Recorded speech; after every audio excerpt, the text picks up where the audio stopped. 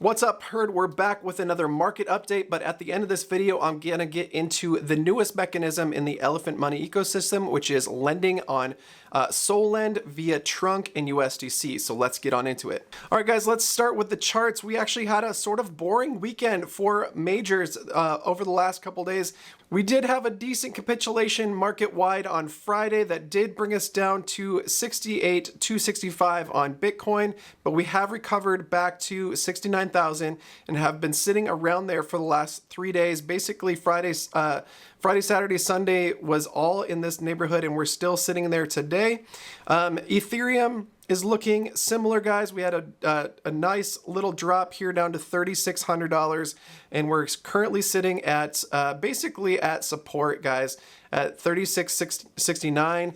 With money flow is so low here, and the trend exhaustion getting low as well. I do expect a jump to the upside on Ethereum, especially with the ETFs going to be trading relatively soon. Although I did read some news that it could take up to 2 months now because some SEC nonsense, but we'll see what Gary Gensler lets us do. And then on BNB, guys, we have come down from all-time highs, but are testing 645, which is basically the EMA here, which is not surprising. This has moved a little bit more than the rest of the market has, so now might be a good time to get into some BNB before we start heading into price discovery there. Sol is down as well, kind of similar looking to Bitcoin and Ethereum as far as the capitulation on Friday and kind of sideways motion over the weekend. Elephant is down, but this has more to do with more news of taking out of Bertha and putting it into the Sol side. That is going to give a nice solid foundation to Trunk on Solana, especially in the lending side of things. And then Trunk, guys, had some major motion here. We had highs back up to almost 80 cents, guys, and actually I think we did reach 80 cents up just a couple of days ago, but then on Friday we dumped pretty hard as alts got murdered on Friday, guys. The majors had little capitulations, but alts got really hard hit. However, we have recovered, especially since BT busted his butt over the weekend and created that Solend market for us. And this is going to tie up a lot of Trunk and also give more capital efficiency to those who are holding it, so there's less trades involved. And so let's get into that in just a second. But I do want to say, I do think there's some major upside, especially because there's a SVNN Vote right now to put $2 million more out of Elephant's treasury, and then buy up some more Trunk tokens and put those Trunk tokens into Radium. This is specifically to balance out the Oracle for the lending market, guys, and to give us a more solid foundation on the Solana ecosystem. Radium is used, Radium LPs are used highly for the PEG or the Oracle in the lending markets over at Solend. So we're bolstering that so that we get really super clean price data. The more TVL we have in Radium, the better the price data for Solend. So that's going to protect us from any extra liquidations or any wild price movements from any large buys and sells. So this is Solend.fi. Go to pools, guys, in order to get to the Trunk. Search Trunk over here. It should pop up rather quickly. And then this is what the market currently looks like. We have 138,000 supplied right now of USDC and 2.4 million supplied of Trunk. The supply APR is actually pretty decent at 8.64%.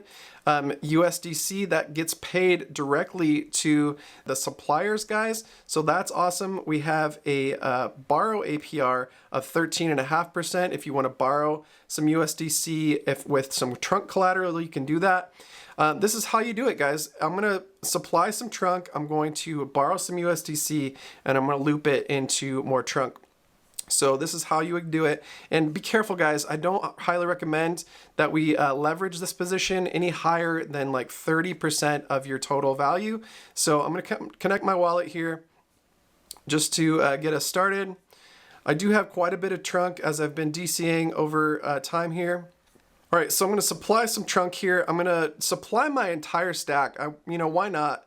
I'm going to get a little bit of APR on that, but I'm just going to lock it up for for the purposes of locking it, and then I'm going to also borrow against some of this. So I'm going to supply this.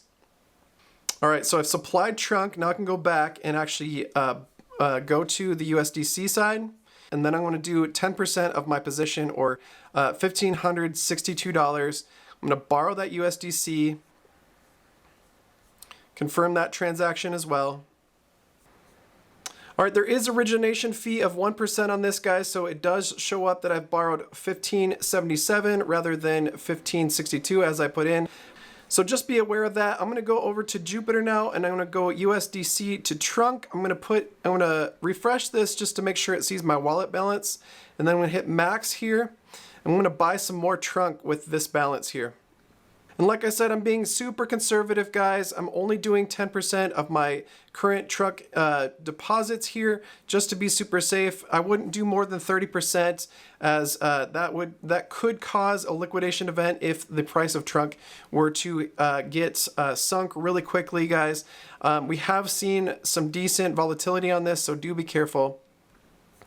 Now, what I'm going to do, though, is put that trunk back into the lending side to be super extra cautious on my position here, which will increase my loan-to-value ratio up an extra 2,500 trunk here. Now I have a total supply of 17,235. If I went back to USDC, I could borrow against this again, but I want to be super careful, guys. It does say that I could borrow up to $12,926, but guys, just be super careful. Don't go degen on this. Do your own research, not financial advice. Be careful out there. Have a great week, and God bless.